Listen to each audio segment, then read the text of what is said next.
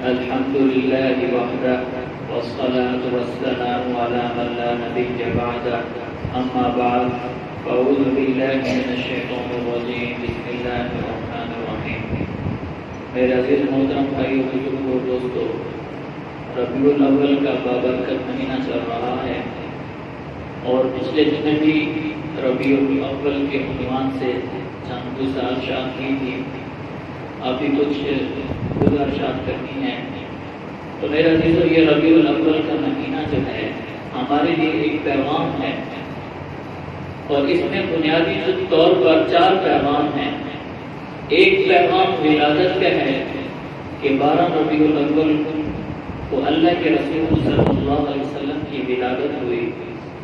دوسرا پیغام اس میں رسالت کا ہے کہ اللہ سبحانہ و تعالیٰ نے اپنے پیارے حبیب حضرت محمد صلی اللہ علیہ وسلم کو رسالت بھی ربیع الاول کے مہینے میں عطا فرمائی. ربیع الاول کے اندر پیدائش ہوئی اور ربیع الاول کے اندر ہی اللہ کے رسول صلی اللہ علیہ وسلم کو رسالت ملی. اور تیسرا پیغام، اور اللہ کے رسول صلی اللہ علیہ وسلم نے جب رسالت کا کام شروع کیا، جو تکلیفیں اور مشقتیں اور پریشانیاں آئیں اور کفار نے آپ کو قتل کرنے کا ارادہ کر لیا اور تلواریں سونپ لی. 100 تلوار لے کر 100 سرداروں کے قبیلے اللہ کے رسول صلی اللہ علیہ وسلم کو قتل کرنے کے لیے گھر پہنچ گئے. اللہ سبحانہ و تعالیٰ نے حکم دیا کہ آپ ہجرت فرمائیں اور اللہ کے رسول صلی اللہ علیہ وسلم نے کنکریاں پھینکی اور ان کی آنکھوں میں گئیں اور ان کو اللہ پاک نے اس وقت اللہ کے رسول صلی اللہ علیہ وسلم کو اوجھل کر دیا کہ اللہ کے رسول صلی اللہ علیہ وسلم نظر نہیں آئے. یہ ہجرت کے تیسرا سبق ہے.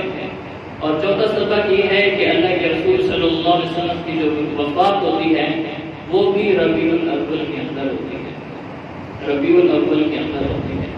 تو میرے عزیزو، یہ 4 پیغام ہیں. ربیع الاول کی 4 پیغام ہیں. آج ہم پہلے پیغام کو تو سارے قبول کرتے ہیں، ولادت کا جشن مناتے ہیں، روڈوں پر نکل آتے ہیں اور گھروں کو لائٹوں سے سجا دیتے ہیں اور کہتے ہیں کہ ہم اللہ کے رسول صلی اللہ علیہ وسلم کی ولادت کو منا رہے ہیں. اور جو 3 اہم پیغام تھے، آج ہم اس پیغام کو بھول چکے ہیں. اللہ کے حبیب صلی اللہ علیہ وسلم نے اس دین کی خاطر 40 سال کے بعد اللہ کے رسول صلی اللہ علیہ وسلم کو نبوت ملتی ہے. اللہ کے حبیب صلی اللہ علیہ وسلم تبلیغ کا کام شروع کرتے ہیں. تو ایک دفعہ کیا ہوتا ہے، ابو جہل آتا ہے اور آ کر ان کے ہاتھوں میں چھوٹے چھوٹے پتھر ہوتے ہیں، کنکریاں ہوتی ہیں، اور وہ کہتا ہے محمد، آپ کہتے ہیں میں اللہ کا نبی ہوں، بتاؤ میری مٹھی میں کیا ہے. میرے اور آپ کے حبیب نے فرمایا، یا میں بتاؤں تیری مٹھی میں کیا ہے، یا یہ کنکریاں بتائیں کہ تیری مٹھی میں کیا ہے، کہ میں کون ہوں. انہوں نے کہا کہ اگر یہ اندر کی چیز بتا دے کہ آپ کون ہو تو پھر کیا ہی بات ہے. تو کنکریوں سے آواز آنے لگی، اشہد ان لا الہ الا اللہ واشہد ان محمدا عبدہ ورسولہ. پتھروں سے آواز آنے لگ گئی کہ یہ اللہ کا رسول ہے. اشہد ان لا الہ الا اللہ، اس ساری کائنات کا الہ ایک اللہ ہے. واشہد ان محمدا عبدہ ورسولہ، اور میں اس چیز کی گواہی دیتا ہوں، پتھر کہہ رہے ہیں کہ یہ اللہ کے رسول ہیں. تو ان کو ابو الحکم کہا جاتا تھا. ابو جہل کو ابو الحکم کہا جاتا تھا. ابو الحکم اس لیے کہا جاتا تھا، ابو الحکم کا کیا ترجمہ ہے کہ اس کا معنی ہے کہ داناؤں کا باپ. جو عقل مند دانا ہوتے ہیں، ایک ہوتا ہے فلاں شخص عقل مند ہے، بڑا دانا ہے. جو اس سے زیادہ دانا ہوتا ہے تو اس کو کہا جاتا ہے یہ داناؤں کا باپ ہے. یہ صرف دانا نہیں ہے، یہ تو داناؤں کا باپ ہے. تو یہ سردار بھی تھا، قریشی بھی تھا، مال والا بھی تھا، حسین و جمیل بھی تھا، اور یہ سردار بھی تھا، اور ان کا لقب ابو الحکم تھا. اللہ کے حبیب صلی اللہ علیہ وسلم نے جب دعوت دی، دعوت کو نہیں مانا، تو اللہ کے حبیب نے فرمایا ابو جہل، تو ابو جہل ہے، اور ان کا نام ابو جہل پڑا۔ اور جو دین پر نہیں چلا، اللہ کی قسم وہ ذلت کے گڑھوں میں چلا گیا، وہ دنیا میں بھی ذلیل ہوا، ذلیل ہو کر مر گیا۔ اور آج اس کا نام بھی ذلت کے اندر کوئی اپنے بیٹے کا نام ابو جہل نہیں رکھتا، اور مرنے کے بعد وہ مرتے ہی اس کی جہنم شروع، اور آخر میں ہمیشہ ہمیشہ کے لیے جہنم کا عذاب۔ دین کے اندر اللہ کی قسم اللہ نے عزت رکھی ہے، جو دین پر چلے گا اللہ اس کو عزت کی چوٹیوں پر پہنچائیں گے۔ بلال حبشی رضی اللہ تعالیٰ عنہ غلام ہیں، اللہ اور اللہ کے رسول کے ساتھ دوستی لگاتے ہیں، اللہ نے عزت کی چوٹیوں پر پہنچا دیا۔ سیدنا بلال بن گئے، ابو بکر اور عمر بیٹھے ہوئے ہیں، جب آپ تشریف لے آتے تھے تو کھڑے ہو جاتے تھے، سیدنا بلال آ گیا۔ یہ کون ہے بلال؟ کوئی سردار تھا نہیں، کوئی خوبصورت تھا نہیں، کوئی پیسے والا تھا نہیں، کچھ بھی نہیں تھا، رنگ کے کالے تھے، غلام در غلام آ رہے تھے، اور دین کے اندر لگے۔ اللہ کی قسم اللہ نے عزت کی چوٹیوں پر پہنچا دی۔ اللہ کے حبیب معراج پر ہیں، اور آپ کی قدموں کی آہٹ جنت الفردوس میں سن رہے ہیں، اور جنت کے اندر حوریں ہیں، ایک حور لیلا ہے جو ساری جنت کی حوریں ان پر عاشق ہیں، وہ اتنی حسین و جمیل ہے، وہ اللہ سے دعا کرتی ہے اے اللہ یہ بلال مجھے دے دے۔ تو میرے عزیزو، اللہ کے حبیب صلی اللہ علیہ وسلم کی زندگی بڑی خوبصورت، بڑی پیاری زندگی ہے۔ آج اللہ کے حبیب کی زندگی کا پتہ ہی نہیں ہے، اللہ کی رسالت کا پتہ، اللہ کے رسول کی رسالت کا پتہ ہی نہیں ہے کہ دین کی خاطر کتنی تکلیفیں اٹھائیں، کتنی مشقتیں اٹھائیں۔ قریش نے کہا کہ جو بھی مکہ کے اندر آتا ہے اور یہ محمد ان کو دعوت دیتے ہیں، خانہ کعبہ کے اندر انٹر ہونے کے 4 راستے تھے، چاروں راستوں پر انہوں نے اپنے بندے بٹھا دیے۔ جو بھی حج کے لیے آتا، عمرہ کے لیے آتا، اور آ کر تجارت کے لیے آتا، چاروں راستے والے ان کو ملتے دیکھتے قافلہ آیا ہوا ہے، کوئی شخص آ رہا ہے، وہ کیا کرتے تھے اور کہتے تھے یہاں پر ایک محمد صلی اللہ علیہ وسلم، ایک اللہ کے رسول، وہ کہتا ہے کہ میں اللہ کا رسول ہوں، تو ان کی بات نہ سننا، ان کی بات سنو گے تو تم بے دین ہو جاؤ گے، ان کی بات سنو گے تو تم اپنے آباء و اجداد کا دین چھوڑ دو گے، ان کی بات سنو گے تو تمہارے گھر میں پھوٹ پڑ جائے گی، ماں باپ آپ سے الگ ہو جائیں گے، بیوی آپ سے الگ ہو جائے گی، رشتہ دار آپ سے الگ ہو جائیں گے، ان کی بات نہ سننا۔ جو بھی آتا ہم تو ایسے کہتے۔ ایک دفعہ کیا ہوا، حضرت ایک صحابی رسول ہیں، حضرت عامر بن طفیل دوسی، حضرت طفیل دوسی رضی اللہ تعالیٰ عنہ ایک صحابی ہیں، اور وہ جب اندر آتے ہیں بہت بڑے شاعر ہیں،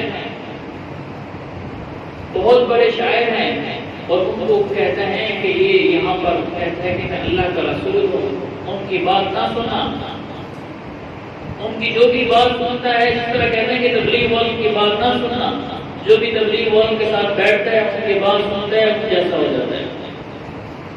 ان کو کہا کہ ان کی بات نہ سننا، تو انہوں نے کہا چل ٹھیک ہے، انہوں نے روئی لی اور روئی لے کے اپنے کانوں میں دے دی۔ حضرت طفیل بن عامر دوسی اور چل پڑے، اور دیکھا خانہ کعبہ کے سامنے اللہ کے رسول کھڑے ہوئے ہیں اور قرآن کو پڑھ رہے ہیں۔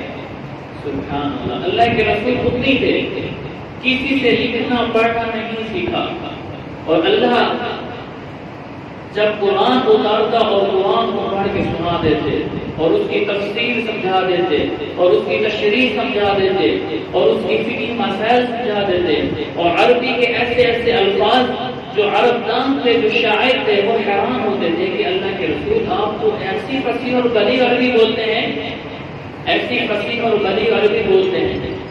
تو طفیل نے کہا کہ بھائی میں کیسا پاگل ہوں، میں تو اتنا بڑا شاعر ہوں، اتنی بڑی شعر و شاعری کرتا ہوں کہ ایک بندے کی دعوت پر میں اس کے مذہب پر آ جاؤں گا، میں کیسا بے وقوف ہوں کہ بات تو سن لو، دل میں آیا بات تو سن لو، یہ کیا پڑھ رہا ہے؟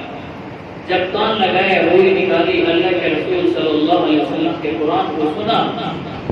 جب قرآن کو سننا تھا، وہ تو عربی جانتا تھا، آج تو ہم عربی جانتے نہیں ہیں، ہمیں پتہ ہی نہیں اللہ کیا فرما رہا ہے، اللہ کیا فرما رہا ہے، جنت کو کیسے بیان کرتا ہے، جہنم کو کیسے کھول کھول کے بیان کرتا ہے، کیسے وہ ڈراتا ہے، کیسے وہ نصیحت کرتا ہے۔ جب قرآن سنا کہا کہ ہاں یہ واقعی کسی شاعر کا کلام نہیں ہے، کسی ساحر کا کلام نہیں ہے، کسی کاہن کا کلام نہیں ہے، کسی مجنون کا کلام نہیں ہے، یہ واقعی اللہ کا رسول ہے۔ وہ اللہ کے رسول صلی اللہ علیہ وسلم کے پاس تشریف لے اور عرض کی، اے اللہ کے رسول، میں نے سنا تھا کہ جو آپ کی بات سنتا ہے وہ آپ کا ہو جاتا ہے، میں نے آپ کا قرآن سنا، مجھے آپ اسلام کے اندر داخل کرو۔ تو طفیل بن عمر دوسی اسلام کے اندر داخل ہوتے ہیں اور وہ اپنے قبیلے کے اندر، دوست کے اندر جاتے ہیں، اور ابو ہریرہ رضی اللہ تعالیٰ عنہ سب نے نام سنا ہے، اتنے بڑے راوی، سب سے زیادہ روایتیں حضرت ابو ہریرہ رضی اللہ تعالیٰ عنہ سے ہیں، اور یہ دوست کے رہنے والا ہے، اور انہوں نے جا کر دعوت دی، 80 قبیلے اسلام کے اندر داخل ہو گئے،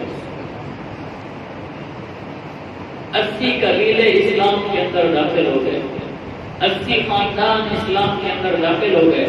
یہ کس کو ثواب ملے گا؟ جس نے جا کر دعوت دی۔ تو میرے عزیزو، ایک دفعہ کیا ہوا، جو مشرک تھے تو یہ یہود کے پاس گئے، یہود کے پاس مدینہ گئے، وہ تورات کے عالم تھے، کہا کہ نعوذ باللہ، وہ تو اللہ کے رسول کو کہتے تھے یہ تو مجنون ہے، یہ تو ساحر ہے۔ تو کہا کہ ہمارے پاس ایک نوجوان ہے جو کہتا ہے میں رسول ہوں، آپ ہمیں بتلائیں کہ رسول کو پہچاننے کی کیا علامات ہیں، رسول کو پہچاننے کی کیا علامات ہیں، تاکہ ہم پرکھ سکیں کہ یہ واقعی اللہ کا رسول ہے کہ نہیں ہے۔ تو انہوں نے کہا، ان کے علماء نے کہا، آپ ان سے کہیں جو جادو ہوتا ہے وہ زمین پر چلتا ہے، زمین کے اوپر نہیں جاتا۔ آپ ان سے کہیں کہ چاند کے 2 ٹکڑے کر دے، اگر یہ رسول ہوگا تو باقی چاند کے 2 ٹکڑے کر دے گا۔ یہ زمین کے اوپر جادو نہیں چلتا، اگر یہ چاند کے 2 ٹکڑے کر دے تو اس کا کلمہ پڑھ لینا، یہ باقی اللہ کا رسول ہے۔ تو یہ خوش ہوتے آئے، گھوڑے دوڑاتے ہوئے کہ ہم جا کر آزماتے ہیں، اب پتہ چلے گا، امتحان لیتے ہیں۔ اللہ کے حبیب صلی اللہ علیہ وسلم رات کا وقت ہے اور کھڑے ہوئے ہیں، اور یہ گھوڑے دوڑاتے ہوئے آئے اور قریب آ کر پہنچے اور کہا آپ اللہ کے رسول ہیں؟ اللہ کے رسول نے فرمایا جی میں اللہ کا رسول ہوں۔ کہا اگر آپ اللہ کے رسول ہیں، چاند کے 2 ٹکڑے کر کے دیں تو پھر ہم مانیں گے آپ اللہ کے رسول ہیں۔ اللہ کے حبیب صلی اللہ علیہ وسلم نے چاند کی طرف ایسے اشارہ کیا، جب اشارہ کیا تو ایک ٹکڑا جبل ابی قبیس پر جا کر چھپ گیا اور دوسرا ٹکڑا جبل ابی قیقعان پر جا کر چھپ گیا، اور دونوں کو پھر اشارہ کیا اور دونوں آپس میں آ کر مل گئے۔ یہ ہے لا الہ الا اللہ محمد رسول اللہ۔ جو خوش قسمت تھے انہوں نے وہ ایمان لے کر آ گئے، جو بدبخت تھے انہوں نے پھر بھی کہا یہ بھی جادو ہے۔ تو میرے عزیزوں کتنی خوش قسمتی ہے کہ اللہ نے ہمیں یہ کلمہ دیا، ہم مسلمان پیدا ہوئے، مسلمانوں کے گھر پیدا ہوئے، کتنی بڑی سعادت کی بات ہے۔ تو میرے عزیزوں ایک دفعہ اللہ کے حبیب صلی اللہ علیہ وسلم بیٹھے ہوئے ہیں، ایک بدو آتا ہے اور آ کر گوں کا شکار کیا ہوا ہے، اونٹ پر سوار ہے، دیکھا ہے مجمع لگا ہوا ہے، صحابہ بیٹھے ہوئے ہیں، پوچھتا ہے یہ کون ہے؟ وہ کہتے ہیں یہ اللہ کا رسول ہے، کسی صحابے نے فرمایا۔ کہا چلو آج اس کو آزما لیتا ہوں۔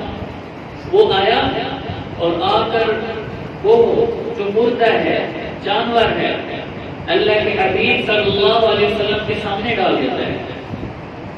اب انسان کی عقل چھوٹی ہے کہ انسان یہ سمجھتا ہے کہ بھائی اگر نبی مردے کو زندہ کر دے یہ تو سمجھ میں آتا ہے۔ اب نبی اور رسول وہ جو مردہ ہے، مر چکی ہے، اور وہ شرط کیا لگا رہا ہے کہ گواہی بھی دے دے، زندہ بھی ہو جائے اور گواہی بھی دے دے، تو انسان کے چھوٹے سے عقل میں یہ بات نہیں آتی۔ میرے اور آپ کے حبیب حضرت محمد صلی اللہ علیہ وسلم نے فرمایا اگر یہ کوئی گواہی دے دے کہ ابھی اسلام قبول کر لے گا، کہتا ہے ضرور کروں گا۔ میرے اور آپ کے حبیب نے فرمایا گو سے کیا فرمایا؟ یا غب، اے گو۔ عربی کے اندر گو کو غب کہتے ہیں، یا غب۔ گو کو کہا، گو نے اپنے دونوں ہاتھ اٹھائے اور پاؤں پر کھڑی ہو گئی اور کیا کہا؟ لبیک وسعدیک یا زین من وافا یوم القیامہ۔ لبیک، میں حاضر، وسعدیک، میرے لیے سعادت کی بات، اے قیامت کے دن کو مزین کرنے والے۔ اللہ کے حبیب نے فرمایا من تعبد، ارے گو تو کس کی عبادت کرتی ہے؟ سبحان اللہ، سبح للہ ما فی السماوات والارض، یسبح للہ ما فی السماوات والارض، یہ ساری کائنات، زمین، آسمان، چاند، ستارے، درخت، چرندے، پرندے، سارے اللہ کی بڑائی بیان کرتے ہیں۔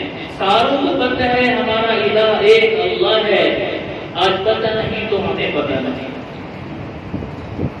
تو وہ کہتی ہے من فی السماء عرشہ، جس کا آسمان عرشوں میں ہے، اور اس کی فصاحت اور بلاغت دیکھو کیسے عرشی کے اندر جملے کہہ رہی ہے۔ من فی السماء عرشہ، آسمانوں میں جس کا عرش ہے، اور فی الارض سلطانہ، زمین میں جس کی بادشاہت ہے، اور فی البحر سبیلہ، سمندر میں جس کے راستے ہیں، اور فی الجنت رحمتہ، جنت میں جس کی رحمت ہے، اور فی النار عقابہ، جہنم میں جس کا عذاب ہے۔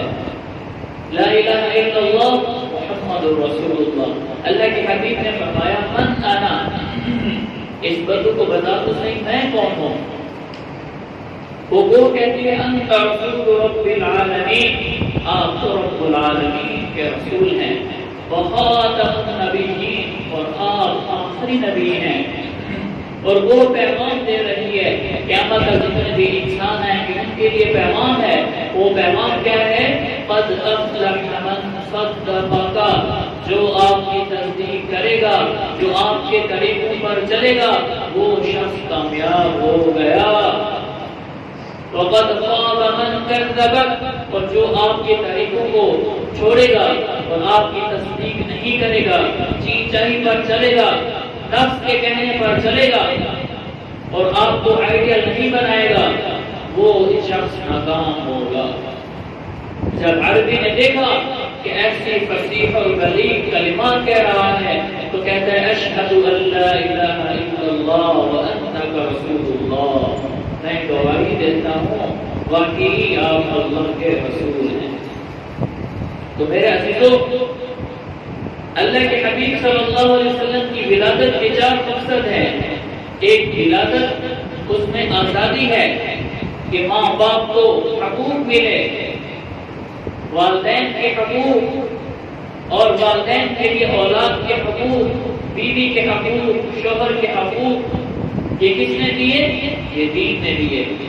اور دوسرا حق کیا ہے؟ اللہ کے حبیب صلی اللہ علیہ وسلم کا رسالت کیا ہے؟ آپ کو رسالت ملی، آپ نے اس کام کو ایسے کیا، آپ علیہ السلام کی رسالت کو بھول گئے، آپ کی زندگی کو بھول گئے، آپ کے آنے کے مقصد کو بھول گئے۔ اور تیسرا مقصد کیا ہے؟ اللہ کے حبیب صلی اللہ علیہ وسلم کی ہجرت ہے۔ اللہ کے حبیب صلی اللہ علیہ وسلم ہجرت کرتے ہیں اور اللہ کے حبیب صلی اللہ علیہ وسلم خانہ کعبہ کو دیکھتے ہیں اور فرماتے ہیں کہ اے خانہ کعبہ، آپ کو چھوڑنے کا دل نہیں کرتا، لیکن کیا کریں، یہاں کے ظالم مجھے یہاں رہنے نہیں دیتے، مجھے دین کی محنت نہیں کرنے دیتے۔ اللہ کے حبیب صلی اللہ علیہ وسلم اس لیے مدینہ تشریف لے گئے۔ جب مدینہ والوں نے نصرت کی تو اللہ سبحانہ و تعالی نے دین کو ایک شکل دی، دین کو ایک صورت دی، ایک شکل دی، ایک طاقت دی، اور کتنے کافر لوگ فی دین اللہ افواجا، گروہ در گروہ اسلام کے اندر داخل ہو رہے تھے۔ تو میرے عزیزو، یہ رسالت ہمیں ملی ہے، اس میں اللہ کے رسول صلی اللہ علیہ وسلم کی برکت ہے۔ آج ہمیں جو علم ملا ہے، اس کے پیچھے اللہ کے رسول صلی اللہ علیہ وسلم کی قربانی ہے۔ آج جو ہمیں نماز ملی ہے، اس پر اللہ کے رسول صلی اللہ علیہ وسلم کی قربانی ہے۔ یہ اخلاق، یہ نماز، یہ روزہ، یہ حج، یہ زکوٰۃ، یہ ساری کی ساری چیزیں جو ہمیں ملی ہیں، یہ اللہ کے حبیب صلی اللہ علیہ وسلم کی قربانی ہے۔ اللہ کے حبیب صلی اللہ علیہ وسلم کے دل میں غم کیا تھا، آج ہمیں یہ غم ہے کہ کس طرح ہمارے پاس ایک گاڑی سے دوسری گاڑی ہو جائے، ایک گھر سے دوسرا گھر اعلیٰ سے اعلیٰ ہو، ہمارے کھانے اعلیٰ سے اعلیٰ ہو، ہمارے لباس اعلیٰ سے اعلیٰ ہو، لیکن اللہ کے حبیب صلی اللہ علیہ وسلم کی زندگی کیسی تھی؟ ایک دن کھاتے اور ایک دن کا فاقہ ہوتا۔ امی عائشہ رضی اللہ تعالیٰ عنہ فرماتی ہیں کہ دو مہینے گزر جاتے، ہمارے گھر کے اندر چولہا نہیں جلتا تھا۔ دو مہینے میرے عزیزو، دو مہینے تک چولہا نہیں جل رہا، صرف کھجور کھا لیتے، پانی پی لیتے، یہ زندگی تھی۔ صحابہ کرام رضی اللہ تعالی عنہم اجمعین نے اس دین کی خاطر کتنی قربانیاں دی، اللہ کے حبیب نے کتنی قربانیاں دی۔ میرے اور آپ کے حبیب نے فرمایا کہ مجھے اس دین کے لیے اتنا ستایا گیا، کسی نبی کو اتنا نہیں ستایا گیا۔ غزوہ احد کو دیکھ لیں، اللہ کے حبیب صلی اللہ علیہ وسلم غزوہ احد کے اندر کھڑے ہوئے ہیں، ایک دشمن آتا ہے اور گول پتھر اللہ کے حبیب صلی اللہ علیہ وسلم کو مارتا ہے۔ صحابہ کی نظریں تیروں پر تھی، تلواروں پر تھی، پتھر پر نہیں تھی۔ وہ پتھر چوک گیا، اللہ کے حبیب صلی اللہ علیہ وسلم کو چہرے کے اوپر، منہ کے اوپر آ کر لگتا ہے، اور اللہ کے حبیب صلی اللہ علیہ وسلم اٹھ کر پیچھے جا کر گرتے ہیں۔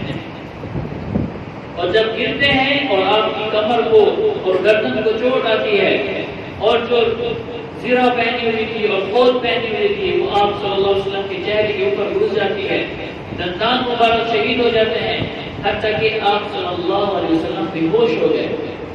صحابہ کرام رضی اللہ تعالیٰ عنہ اجمعین بڑے غمگین ہو گئے، یہ کیا ہو گیا؟ جب ہوش آیا تو اللہ کے رسول صلی اللہ علیہ وسلم کی یہ حالت دیکھ کر کہہ دیا، اے اللہ کے حبیب، ان بدبختوں کے لیے بد دعا کریں، ان بدبختوں کے لیے بد دعا کریں تاکہ یہ اس دنیا میں نہ رہیں جنہوں نے آپ کا یہ حال کیا ہے۔ میرے اور آپ کے حبیب حضرت محمد صلی اللہ علیہ وسلم نے ہاتھ اٹھائے اور لوگوں نے سمجھا ابھی یہ بندر اور خنزیر بن جائیں گے، ابھی ان پر اللہ کا عذاب آ جائے گا، لیکن اللہ کے رسول نے فرمایا اللہم اغفر لقومی فإنہم لا یعلمون، اللہم اغفر لقومی فإنہم لا یعلمون، اے اللہ کو تو معاف کر دے، یہ نہیں جانتے میں کون ہوں۔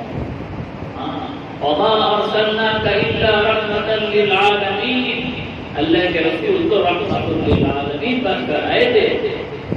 اللہ کے حبیب صلی اللہ علیہ وسلم کی زندگی آج ہمارے گھروں سے نکل گئی، آج میری زندگی سے نکل گئی، آج ہماری بہنوں ماؤں کی زندگی سے نکل گئی، آج ہمارے بھائیوں کی زندگی میں اللہ کے حبیب صلی اللہ علیہ وسلم والی زندگی نہیں ہے، آج نہ ہماری تجارت اللہ کے حبیب صلی اللہ علیہ وسلم کے حکموں کے مطابق ہے، نہ ہماری تجارت، نہ ہماری معاشرت، نہ ہماری معیشت، نہ ہماری سیاست، جی چاہیے پر چل رہے ہیں، نفس کے کہنے پہ چل رہے ہیں، نفس کا نفسی کا عالم ہے، اپنی جی چاہیے پر چل رہے ہیں، یہ نہیں دیکھتے کہ اللہ کا کیا حکم ہے، میرے نبی کا کیا طریقہ ہے۔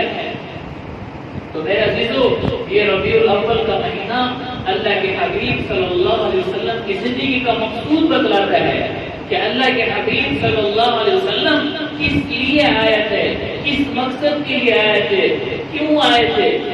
آج اس مقصد کو بھول بیٹھے ہیں، آج اس مقصد کو بھول بیٹھے ہیں۔ تو میرا عزیزو، یہ دین کی محنت، جس طرح ہم کہتے ہیں نا جی، ہم کہتے ہیں کہ گھر کو چلانا میری ذمہ داری ہے، ماں باپ کی خدمت کرنا میری ذمہ داری ہے، بیوی کے خرچے پورے کرنا میری ذمہ داری ہے، بچوں کی تربیت کرنا میری ذمہ داری ہے، دکان کو چلانا میری ذمہ داری ہے، ملازمت پر جانا میری ذمہ داری ہے۔ آج ہم نے ہر کام کو ذمہ داری سمجھا، لیکن در یتیم آمنہ کے لال کو یہ کام کو کام ہی نہیں سمجھا، اور اس ذمہ داری کو ذمہ داری ہی نہیں سمجھا، اس ذمہ داری کو ذمہ داری ہی نہیں سمجھا۔ تو میرے عزیزو، اس ذمہ داری کو کریں، اس کو موت تک کے لیے کریں۔ جو یہ کام کرے گا اللہ سبحانہ و تعالیٰ اس کا نبیوں کے ساتھ حشر کریں گے۔ اللہ اس میں دنیا بھی بنائیں گے، آخرت بھی بنائیں گے۔ تو اس کے لیے سب احتیاط ہے انشاءاللہ تعالیٰ۔ تو بھائی تبلیغ میں نکل کر ہر مہینے کوشش کریں، 3 دن لگائیں۔ ہمارے پاس پشاور کی نماز آئی ہوئی ہے، اب سب بھائیوں سے گزارش ہے تو ہر نماز کے بعد کوئی نہ کوئی عمل ہوتا ہے، اس میں شریک ہوں اور خود بھی شریک ہوں، اپنے دوستوں کو بھی شریک کریں، ان کے ساتھ گشتیں ملاقاتیں کریں، تو سب بھی کوشش کریں گے انشاءاللہ تعالیٰ۔